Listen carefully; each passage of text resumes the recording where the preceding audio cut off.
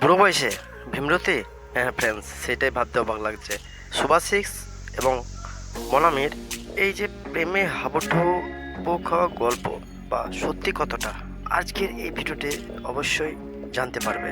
তবে ফ্রেন্ডস, মজা হলো এই বয়সে তাদের কতটা জাগিয়ে তুলবে এই প্রেমে হাবুডুবু খেয়ে।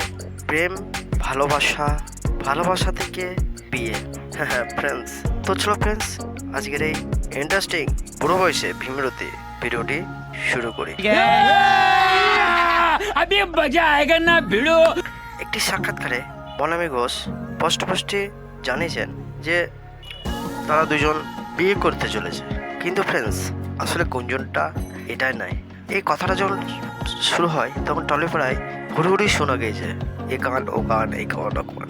হ্যাঁ ফ্রেন্ডস, তারপর জানা যায় যে ফ্রেন্ডস, এটি একটি মুভি সিনেমা করতে চলেছে এই দুই সুপারস্টার।